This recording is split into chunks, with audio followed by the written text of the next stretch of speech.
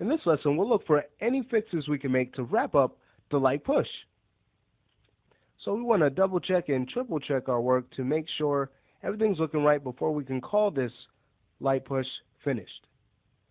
So let's go to a top view, and we'll start from here and just render off a play blast and review it after it's finished rendering. Here it is. Great, so the top looks good. Let's go ahead and close this out now and move on to another view. We'll go back to our perspective, and let's go for more of a back view. Okay, so make sure our camera or our character is staying within the camera range. Hide our curves and render another one off from here. Here it is.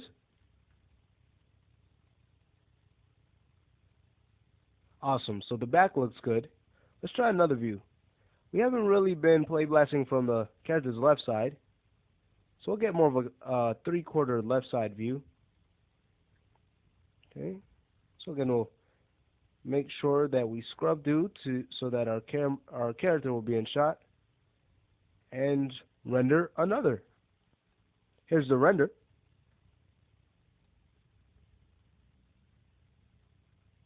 Alright, great. So the left side looks pretty good. Let's go ahead and check out the right side now. So we'll turn our camera around, and this time focus on the right. Okay, and we can play blast from here. Here it is.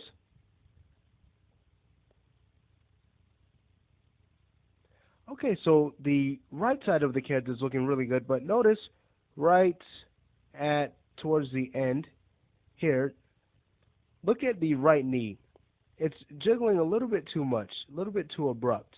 So we're going to want to take away some of that jiggle there so it's not as much. Let's close out our play blast, bring back our control curves, and we'll go to our center of gravity. And in our graph editor, let's go to the translate Y, select these keys, frame them up, and let's fix them up. Let's fix these poses. So on frame 89, let's bring down this key even more so that there's more of a bend in the knee. We'll do the same thing on 93. We'll bring that down too. Okay. So we don't get too much of a pop there. Okay, let's see how this looks. We'll render another play blast. Again, keeping our character in shot. And this time, just really focusing on the right knee. So let's even hide our curves and render one off. Here it is. Great, much better. Okay, so that finishes up the right leg. And there's another area, just one more area that we need to bring our attention to, and that is the right arm at around here as it's following through. We need to fix our poses here so that we get some better follow-through motion going on. The arm is a bit too locked up.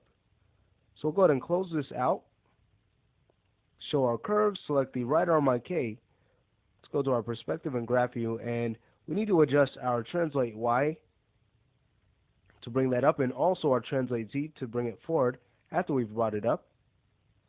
So on frame 96, we'll go there, take this key, and let's bring that up. And then we'll also need to adjust this key slightly on 103, just bring it up slightly, not much at all, because it should be moving down as it's moving back, the arm. Great. Okay, so that's better. Now we could go to our translate Z and fix it up so that the arm is moving a little bit more forward. So from frame 96, we'll select the key on frame 98, and we'll bring up the arm a little bit more forward. Great, and then we could take this key on 103 and translate that up a little bit too. Let's see how this looks in a play blast. So again, making sure our character is in shot, we'll start off a render. Here's the render.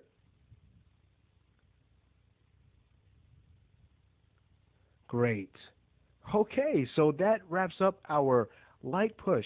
And we sure learned a lot of cool things while animating this light action, like effective timing and spacing to show believable weight, and cool tools in the graph editor like the insert key tool and weighted tangency, as well as several principles of animation that really brought out the appeal and realism in this animation.